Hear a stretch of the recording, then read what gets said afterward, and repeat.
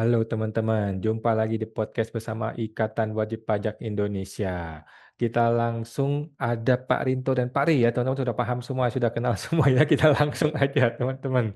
Nah, kali ini Nah, kita akan bahas mengenai putusan dari pengadilan pajak ya. Putusan nah, dari pengadilan pajak dari Hakim Bapak Dudi Wahyudi dan kawan-kawan. nah. Eh, ini Pak Rinto tahu banget nih persis nih, bagaimana ceritanya tak Pak dan apa yang mau dikembangkan dari putusan ini. Ya ini kita mumpung ada Pak Re, ini ahli hukum pajak yang sudah berpengalaman puluhan tahun ini Pak ya di dunia pengadilan pajak ini. Kita analisa putusan Hakim Dudi Wahyudi yang menurut saya sendiri pribadi sebagai ini Mas ya, penggugat itu sangat kecewa sekali, sangat dangkal sekali putusannya tidak mencerminkan lembaga peradilan yang harus menegakkan keadilan tadi. Nah, ini putusannya saya share screen dulu, Mas Awan. Saya share screen dulu, saya tampilkan. Nah, putusannya ini seperti ini, Mas. Nah, kelihatan Mas ya? Nah, ini Yes, Mas. ya Pak. Kelihatan. Yes. Ini putusan 007055.99 garing 2024 garing PP garing Majelis 14A tahun 2025. Ini di atas sudah demi keadilan berdasarkan ketuhanan yang Maha Esa. Nah, ini ini pengadilan pajak. Nah, ini antara PT Indonesia, nah, diwakili ini, terus Direktur Jenderal Pajaknya diwakili berapa orang ini? 12 orang ini. Nah, yang menarik putusannya ini adalah berjumlah cuman 36 halaman masalah. Nah, 36 halaman dan yang paling menarik ini banyak alat bukti yang tidak dipertimbangkan dan nah, ini karena kita menghadirkan Pak Re, paling menarik di sini ya. Sebentar.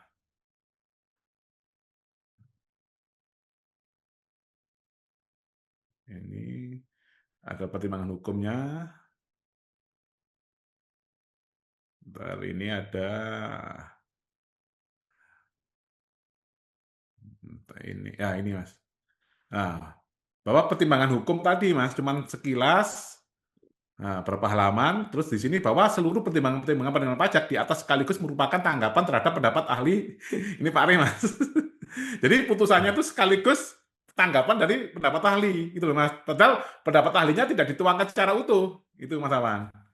Sementara kami mempunyai dokumen kesimpulan akhir sendiri. Ini Mas Awan Pak Re. Ini ada kami memiliki dokumen kesimpulan akhir ini ada 68 halaman Pak Re. Hmm. 68 halaman. Nah, ini sangat detail kami. Uraikan di sini angka-angka itu sangat detail. Putusannya cuma segitu. Kita tampilkan capture-capture sini lengkap. Nah, ini keterangan ahlinya dari Pak Re ini 56 halaman. Hmm. Putusannya cuma 36 halaman. Hmm. Nah, seperti itu Mas Awan, Pak Re. Ini kira-kira dari Hakim Dudi Wahyudi ini gimana ini? Nah, gimana nih Pak Are, ahli hukum nih menanggapi cara mainnya si oknum hakim? Gimana Pak Are? Silakan Pak Are. Ini Ya, bentar Mas terima saya kasih. tampilkan. Ya, ini saya tampilkan nama hakimnya Mas tadi belum. Bentar Pak Ari saya sebentar saya tampilkan terakhir. Nah, ini Mas ya. Demikian diputuskan oleh Dudi Wahyudi AK ini Mas.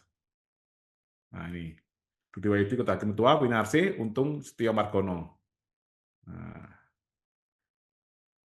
seperti itu.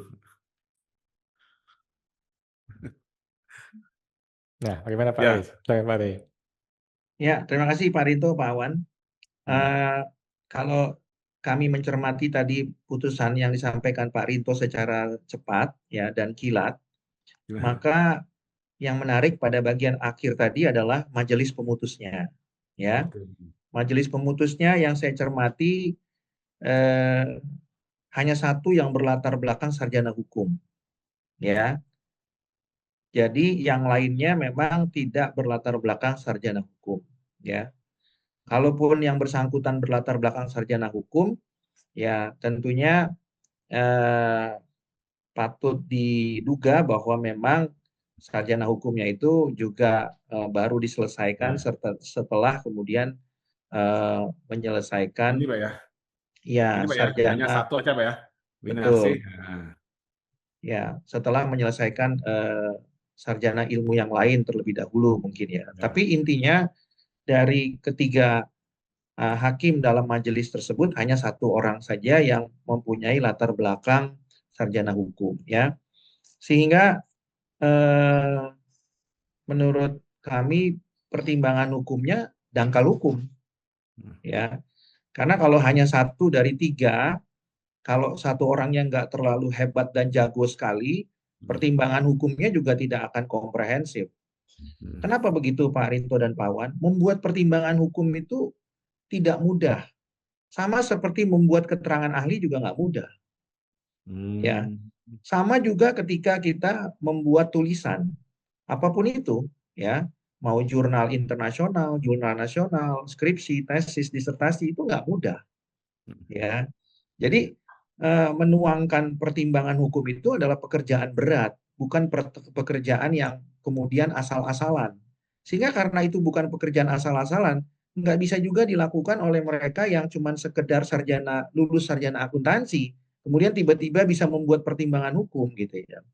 Ya.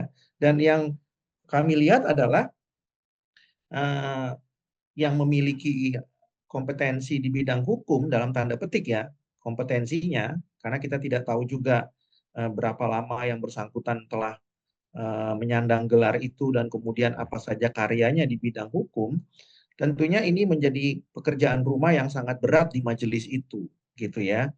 Nah, oleh karena itu tentu diharapkan dua hakim yang lain, Pak Rinto dan Pak Fungsiawan, ya diharapkan mereka tentu kalau bisa belajar hukum lagi, ya, sesuai dengan amanat pasal 2 Undang-Undang Pengadilan Pajak, ya. Kami selalu menyarankan Pak Rinto dan Pak Awan supaya mereka terus belajar. Sama seperti mereka menyarankan wajib pajak untuk belajar, ya, supaya tidak dikoreksi besar, kan begitu ya Pak.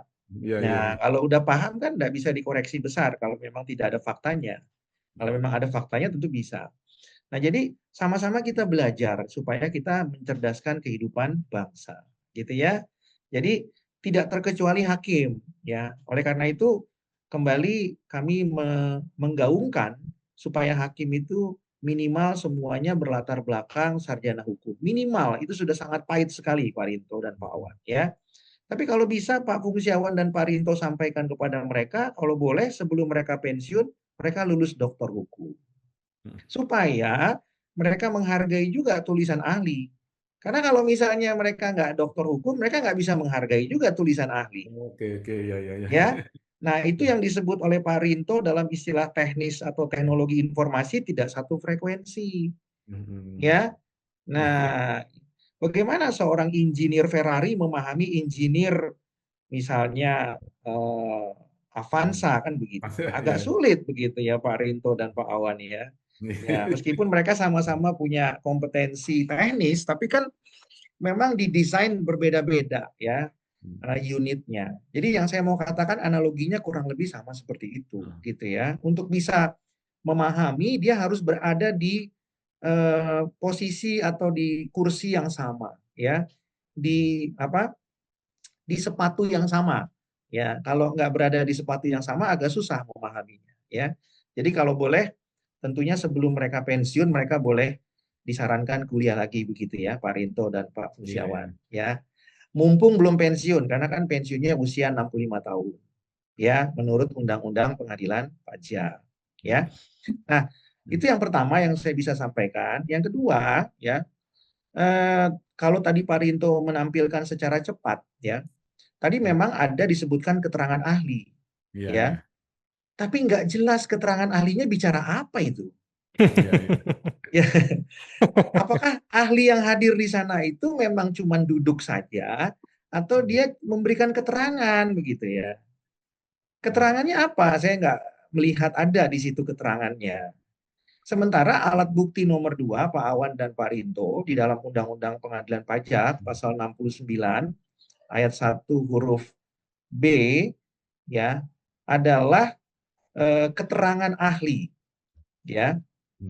Nah, jadi ahli harus memberikan keterangan. Ini aja, Pak. Jadi kata-katanya aja, Pak. Bahwa pertimbangan-pertimbangan di atas tadi itu pengadilan pajak di atas sekaligus merupakan tanggapan terhadap pendapat ahli. Kan lucu, Pak. Pendapat ahli yang mana Ya, nggak tahu ya. ya, Pendapatnya yang mana nggak ada, Mas. ya, Padahal pendapat ahlinya tadi ada 56 halaman. Iya, yang mana halaman yang berapa? Iya. ya. Itu yang tadi saya katakan ya, Pak Awan dan Pak Rinto ya. Jadi keterangan mana yang kemudian dimaksud oleh majelis hakim dan keterangannya apa gitu ya. Kalau saya melihat sama sekali keterangannya tidak ada, alias nihil. Kalau SKP nihil bagus Pak Rinto sama Pak Awan. Iya. Tapi kalau keterangan ahli nihil itu mengkhawatirkan dan membahayakan gitu ya. Loh kenapa? Karena majelis hakim berarti meskipun sudah mengangkat sumpah ahli, tapi tidak mengakui keberadaannya. Loh kenapa bisa begitu? Karena yang bersangkutan tidak mencantumkan keterangan apa yang disampaikan oleh ahli dalam putusan. Berarti kan majelis hakim atau judeks fakti tidak mengakui keberadaan ahli. Kalau beliau itu mengakui keberadaan ahli, maka majelis hakim atau judeks fakti harus menuangkan apa sih keterangan ahli yang disampaikan. Tapi kan kenyataannya tidak ada, Pak. Iya, iya. Setiap orang yang membaca putusan itu tidak mengetahui ahli memberikan keterangan mengenai apa. Iya, iya, iya, iya. Ya, itu tidak ada. Dan ini merupakan pelanggaran hukum acara. Ya. Ya, ini sebagai informasi seperti ini, Pak Re. Jadi bukti itu kalau di putusan pengadilan pajak hanya bukti ini, Pak, nggak pernah ada yang ditampilkan, Pak. Minimal dikutip sebagian lah. Kalau misalkan akte notaris nggak perlu, Pak ya. Tapi kan dokumen SPHP-nya itu juga seharusnya kan ditampilkan agar, nah ini bukti P-nya coba ini aja, Pak. Jadi keterangan ahli cuma dilampirkan sebagai ini, Pak. Dikasih sebagai, ini hanya daftar aja, Pak ya, bukan buktinya. Daftar bukti aja. Coba. Kan ini buktinya ada 35 ini, Pak Re. Nah, ini penjelasan tertulis dari ahli ini sudah P31, P35 ini, kesimpulan akhir. Ini semuanya nggak dituangkan dalam putusan, ini Pak Re. Ya. Ini apakah ini juga modus-modus oknum hakim di pengadilan pajak? Itu Pak Re. Jadi putusan itu hanya dituangkan daftar alat bukti, bukan buktinya, itu Pak Re.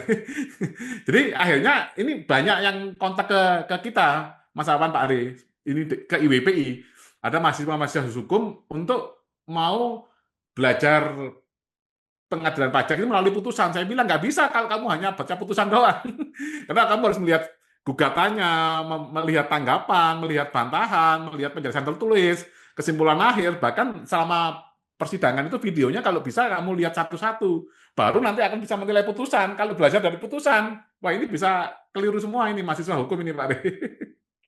Ya, terima kasih Pak Rinto. Jadi kembali lagi kami ingin mengingatkan bahwa kalau majelis hakim mengakui keberadaan ahli, maka bukan hanya identitas ahli yang dicantumkan, tapi juga keterangannya mengenai apa harus dicantumkan, ya. Lalu kemudian kalau majelis tidak sependapat dengan pendapat ahli, bagian mananya yang bersangkutan tidak sependapat. Nah, yang kami lihat di sini, Pak Awan dan Pak Rinto, ini kan hanya menyebutkan bahwa betul ahli hadir dan memberikan keterangan. Tapi kan keterangannya tidak disebutkan di sana keterangan yang mana. Ini Mas Ya. Awan, ya Pak ya, ini kesimpulan keterangan ahlinya Pak Ari kan sangat banyak sekali nih.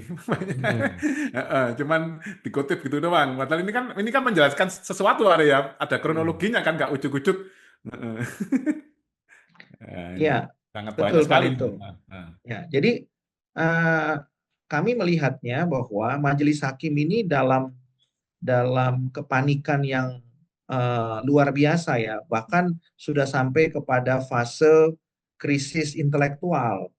Ya, kenapa? Karena kalau majelis hakim menguasai perkara dengan baik, tentunya majelis hakim itu akan menyampaikan atau menuangkan semua alat bukti dalam putusan itu secara komprehensif, ya. Jadi yang kami lihat di sini hanya alat bukti surat saja, ya. Nah, keterangan ahlinya tidak dimuat. Nah, sekarang kita kalau bicara mengenai alat bukti, ya, sebenarnya tidak boleh alat bukti itu dipotong, didiskon, begitu ya, apalagi dihilangkan, apalagi dihapus, ya. Nah, kita sudah tahu bahwa ada norma yang mengatur itu, dan norma itu adalah hukum acara, ya. Nah, sekarang coba kita lihat nih sama-sama hukum acaranya, ya. Nah, mungkin saya mau share screen sedikit saja, ya, supaya Bapak Ibu rekan-rekan, Pak Rinto dan Pak Awan, ya, termasuk juga majelis hakim yang memeriksa perkara ini ya, apabila sedang menonton, supaya pemahamannya itu bisa eh, betul-betul eh, komprehensif begitu ya. Nah, di layar Pak Rinto dan Pak Awan sudah terlihat ya, Sudah, Pak. sudah ya. Nah, hukum acara peradilan pajak sudah sangat jelas mengatakan di dalam rumusan norma pasal 84 ayat 1 huruf F, ya, putusan pengadilan pajak harus memuat pertimbangan dan penilaian setiap bukti. Nah, Ya. sekarang ada alat bukti keterangan ahli. Nah, pertanyaannya, apakah Saudara Dudi Wahyudi dan kawan-kawan memberikan pertimbangan dan penilaian mengenai keterangan ahli? Ya, sementara keterangan ahlinya aja nggak disebutkan keterangannya mengenai apa. Bagaimana dia memberikan pertimbangan? Ya, jadi pertimbangan dan penilaian keterangan ahli harus diberikan. Nah, kalau dalam perkara ini, kalau keterangannya nggak dimasukkan, bagaimana mungkin memberikan pertimbangan dan penilaian? Ya. Ya, itu yang pertama. Yang kedua, ada frase dan di sini. Ya, yang kedua adalah hal yang terjadi dalam persidangan selama sengketa diperiksa. Berarti putusan pengadilan pajak harus memuat hal yang terjadi dalam persidangan selama sengketa itu diperiksa. Ya. Artinya apa? Artinya putusan pengadilan pajak harus memuat seluruh fakta persidangan. Ya. Nah, ini yang disebut dengan fakta persidangan. Narasi hal yang terjadi dalam persidangan itu adalah fakta persidangan. Nah, faktanya ahli memberikan keterangan, Ya. tapi keterangannya tidak dimuat. Ya. Faktanya ahli menjawab pertanyaan, tapi tanya jawab di pengadilan juga tidak dimuat. Ya. Ya. Faktanya ahli bukan kongko-kongko di muka persidangan, Ya. tapi memberikan keterangan. Ya, faktanya ahli memberikan pertimbangan hukum. Namun dalam putusan pertimbangan hukum ahli tidak diberikan pertimbangan lagi oleh majelis hakim. Jadi memang majelis hakim itu mempunyai tugas yang berat. Dia harus menilai pertimbangan ahli. Kalau dia tidak sependapat dengan ahli, di mananya tidak sependapat. Dan ini nggak mudah Pak Rinto dan Pak Awan. Lagi-lagi kalau nggak punya pengetahuan, gimana memberikan pertimbangan? Ini yang masalah seperti ini, Pak Ari. Makanya kenapa banyak hakim di pengadilan pajak ini berani melanggar seperti ini, karena pengalaman kami, Pak Ari. Ini kalau ada terjadi pelanggaran kode etik dan pedoman perilaku hakim, itu kami laporkan ke KY. Katanya KY nggak berwenang, karena nanti kalau 31 Desember 2026 sudah satu atap di MA baru berwenang, Pak Ari. Terus kami coba lagi, Pak Ari, mengajukan permohonan pembetulan putusan. Berdasarkan kesimpulan akhir kami sekian-sekian, keterangan ahli sekian, mohon dimuat, itu juga nggak pernah direspon oleh Ketua Pengadilan Pajak. Ini sebagai informasi saja, Pak Ari. Ya, terima kasih Pak Rinto.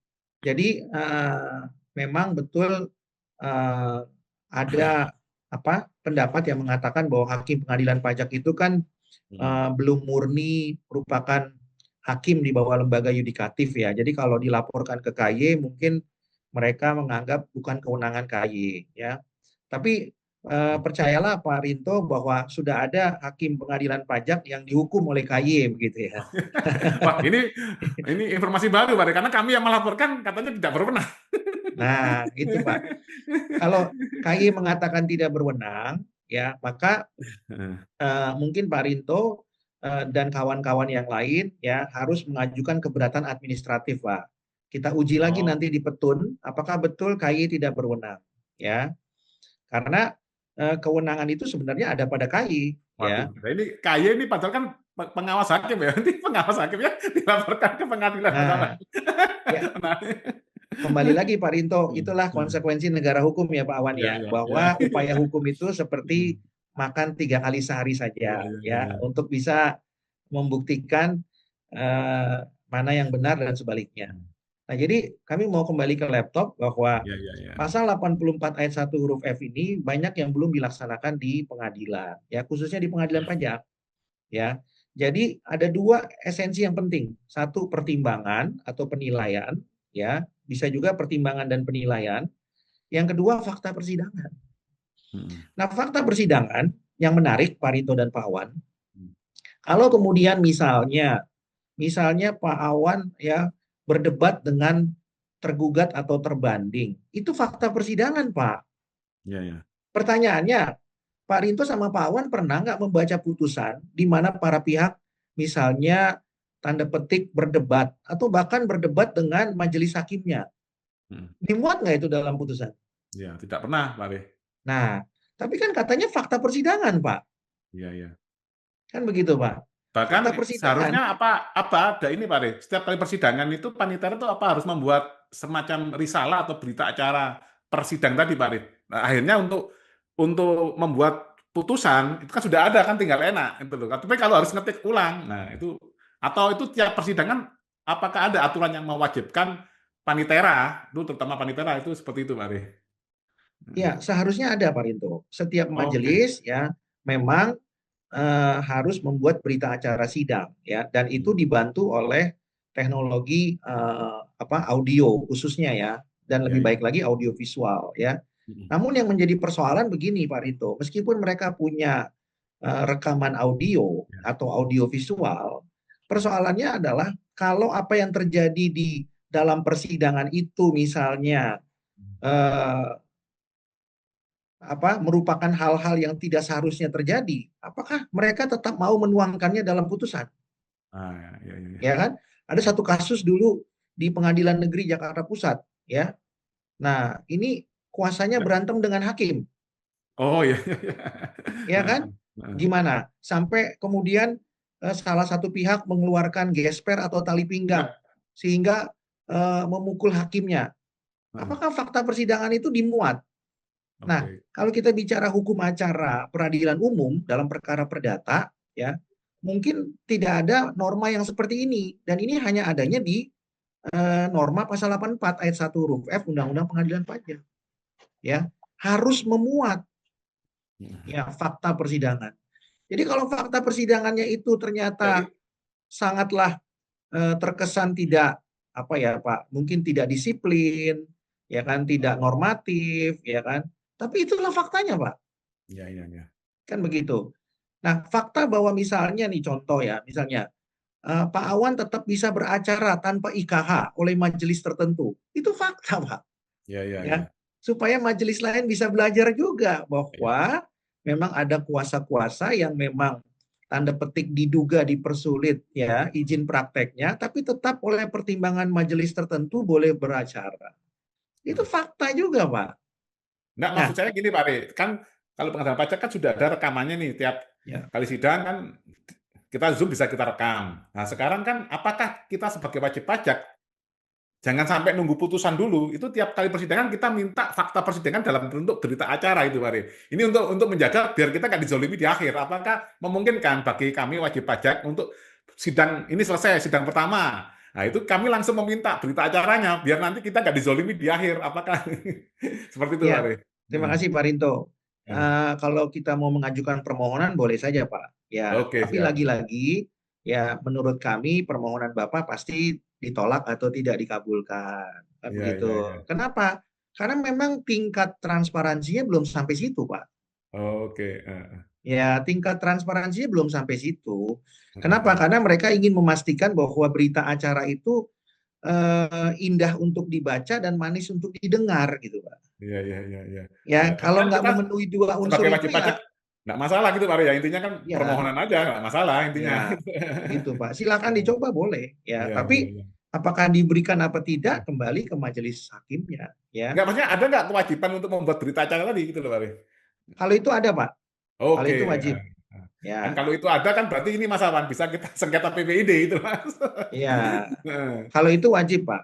Ya. Heeh, Nah, heeh. cuman persoalannya kalau mau diminta apakah diberikan, apakah itu merupakan hal yang bersifat terbuka, ya. Harusnya terbuka, Pak, karena itu sidangnya dibuka dan terbuka untuk umum. Iya Ya, betul. atau dikecualikan nanti kita buktikan di KIP, Ya, Pak. KIP, siap. Ya, tapi yang saya mau sampaikan adalah norma ini harus dipahami dulu, ya. kalau fakta persidangannya itu tidak terungkap semua, lalu untuk apa kan beracara atau bersidang? Gitu, Pak. Nah, jadi kembali ke laptop, kalau kita melihat putusan yang tadi, ya, terus terang saya menerangkan apa juga saya tidak tahu tuh Pak Awan dan Pak Rinto, Iya, iya, iya. ya, karena memang tidak ada dalam putusannya. Iya, iya. Kalau kemudian Saudara Dudi Wahyudi mengatakan itu adalah tanggapan atas pendapat, pendapat yang mana akan begitu Iya, ya? iya. Ya, Pendapatnya sekian banyak Pak, 56 halaman. ya. Nah, bahkan di situ tidak ada sama sekali pendapat saya. Ya, itu Pak, mereka pasti menggunakan itu Pak, pengetahuan hakim dan keyakinan hakim, pasal itu. Gitu doang, baru langsung tanpa diuraikan satu-satu atas Jadi, eh, iya, terima kasih mm, Pak Rinto. Jadi Pak Rinto sama Pak Awan, keyakinan hakim itu bukannya apa ya Pak, bukan wangsit yang turun dari langit begitu ya Pak. eh, Ya, keyakinan hakim itu kan lahir atau timbul karena minimal dua alat bukti Pak. iya, iya. Kan begitu. Dua alat buktinya apa? Ya silakan dia pilih. Boleh dari keterangan tertulis atau surat, boleh dari keterangan ahli, boleh dari keterangan saksi, boleh Iya. dari pengakuan para pihak, boleh dari pengetahuan hakim itu sendiri. Nah, jadi dia tinggal menuangkan saja, Pak, bahwa majelis berkesimpulan itu menggunakan apa? Menggunakan alat bukti surat atau menggunakan keterangan ahli.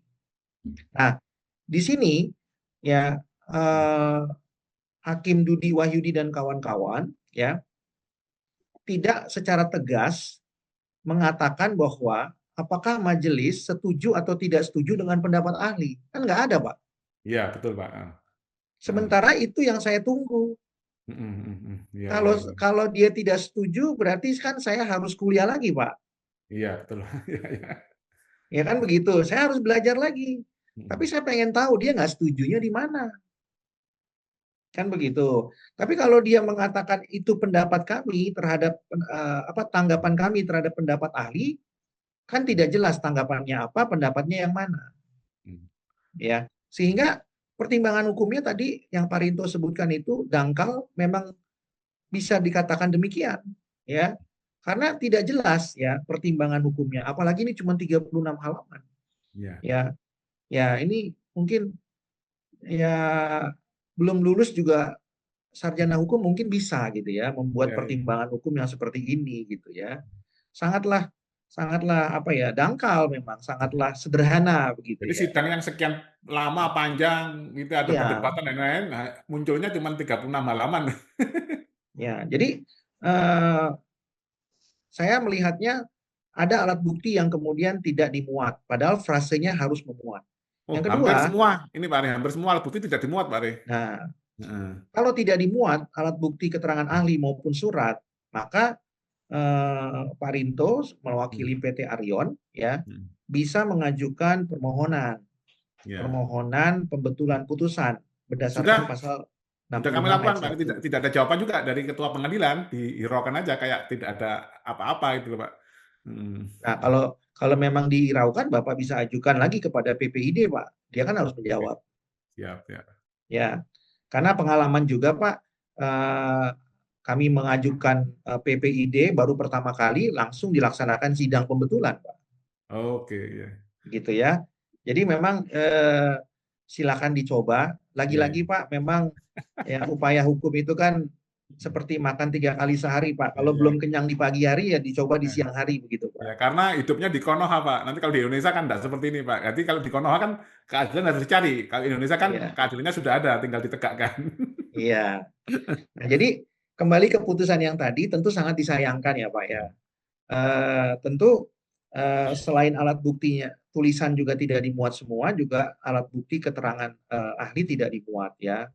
Nah, bagi saya sebagai ahlinya, tentunya saya tidak mendapatkan pembelajaran. Sementara kan saya terus harus belajar, karena kan Hmm. saya belum sepinter majelis hakimnya. Hmm. Ya, kalau mereka itu kan sudah pinter, jadi ya nggak perlu belajar lagi. Tapi kalau Iya, saya perlu terus belajar. iya, iya, Nah, iya. cuman saya bingung belajarnya dari putusan ini apa yang perlu dipelajari begitu ya. Nah, jadi saya cukup bingung begitu.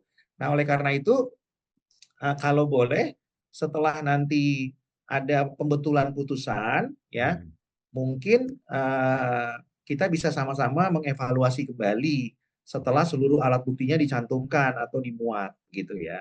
Iya, iya. Nah, dengan demikian putusan itu menjadi sah ya sesuai pasal 84 ayat 2. Karena pasal 84 ayat 2 itu adalah putusan dianggap sah apabila memenuhi pasal 84 ayat Iya, iya. 1 Iya, iya. Undang-Undang Pengadilan Pajak. Hmm. Jadi ya itu Pak Rinto dan Pak Awan, sekali lagi saya mau sampaikan tidak usah ragu memuat fakta persidangan, begitu ya. Karena memang faktanya begitu. Kalau faktanya pahit, kalau faktanya ribut-ribut di persidangan, ya. Nah, silakan saja. Memang faktanya demikian. Kalau tidak mau ribut-ribut, ya jangan membuat keributan ya, supaya putusan pengadilannya menjadi indah dibaca dan enak didengar begitu ya. Nah, jadi tidak usah didramatisir, tidak usah direkayasa, tapi apa adanya saja. Kan begitu. Dan khususnya buat keterangan ahli, tentu saya berharap kepada Saudara Dudi Wahyudi dan kawan-kawan, kalau bisa dimuatlah, lalu tolong ditunjukkan kepada kami, khususnya saya, salahnya ada di mana, supaya kita bisa belajar, ya. Itu mengenai hukum acara Pak Rinto dan Pak Ya, Awan. siap. Mungkin sesi lain kita akan bicara mengenai materinya. Ya, Oke. karena ini menarik juga untuk dibahas mengenai materinya. Oke, Ya. siap. Terus terang Pak Rinto dan Pak Awan, saya nggak pernah membaca putusan 36 halaman. Terus rekor nih, Pak ya? Rekor paling tipis maksudnya Pak ya. Iya, rekor tipis. Rekor paling sederhana ya mungkin Iya. Pak ya. Ya, karena kalau pemahaman rekor itu kan yang luar biasa gitu ya Pak Iya, ya. iya, iya, Pak. Ya, ini mungkin maksudnya rekor juga ya, tapi dalam konteks yang Paling tipis. bukan normatif gitu ya Pak ya. Konteks yang anomali gitu Pak. Iya, iya. Begitu Pak Rinto dan Pak Awan. Oke, luar biasa. Terima kasih Pak Rey ya. Ini adalah krisis intelektual dari para hakim-hakim di pengadilan pajak. Kalau saya mencatat ya Pak ya, teman-teman dan semua mungkin kalau mau ya, ini bisa di-JR ke MK nih. Pasal 84 Undang-Undang Pengadilan Pajak, tadi ada frasa memuat ya. Frasa memuat ini bisa kita minta JR ke MK untuk diubah menjadi memuat lengkap secara tertulis. Karena selama ini kan dia bilang memuat, tapi dalam hati dia dimuat. Tapi kalau frasanya udah jelas ini, Mas. Tinggal. Frasa kan harus memuat. Dia bilang, iya saya sudah muat, di dalam kepala saya sudah saya muat. Iya, iya. Oh, iya, iya. Oh, frasanya memuat. Ketika di putusan, di tulisannya, ya saya muat bahwa tadi pertimbangan itu sudah tadi apa dia bilang, sudah ikut juga mempertimbangkan keterangan ahli gitu kan. Detailnya di mana? Di kepala saya gitu kan. Nah, jadi mungkin ini bisa di-JR memuat frasa. Ini ada YouTuber konten kreator Mas, ada yang ngomong gitu Mas, ini pemerintah ini lomba goblok-goblokan. Jadi frasa memuatnya itu mesti diperjelas, memuat secara tertulis supaya si hakim tuh ngerti, oh jangan cuma di kepala doang, mesti dituliskan gitu ya. Nah, ini kalau hakim aja kata memuat nggak paham ini gimana ini? Ya mungkin biar lebih jelas gitu Pak ya. Lebih jelas. Kemudian juga bisa di-JR ke MK ya, pasal 84 ayat 1 huruf F, mungkin bisa ditambahin frasa, disertai, kan tadi dia memuat semua hal yang terjadi di pengadilan. Mungkin bisa ditambah frasa, disertai dengan link rekaman audiovisual persidangan yang dapat diakses publik. Dimaknainya Mas ya, memuat itu dimaknai dengan tertulis lengkap dan link gitu Mas ya. Ya, mesti ditambah. Kan kalau Mahkamah Konstitusi kan sidang semuanya online, di live dan setelah live itu terlihat secara publik. Tetapi pengadilan pajak beda nih. Dia live, setelah live hilang videonya. Oleh karena itu, alangkah baiknya dituangkan kembali di putusan, ini loh linknya yang bisa diakses. Jadi supaya pasal 84 ayat 1 huruf F ini antara yang tertulis dengan link videonya langsung bisa diakses oleh publik. Gitu, langsung bisa dilihat gitu loh. Oke, baik, terima kasih Pak Rinto dan Pak Rey, informasinya sangat lengkap sekali ya untuk kita semua. Semoga hakim-hakim ini tidak mengalami krisis intelektual ya kalau bisa sekolah hukum lah. Baik, terima kasih Pak Rey, terima kasih Pak Rinto, kita jumpa lagi podcast berikutnya Pak. Terima kasih. Pak.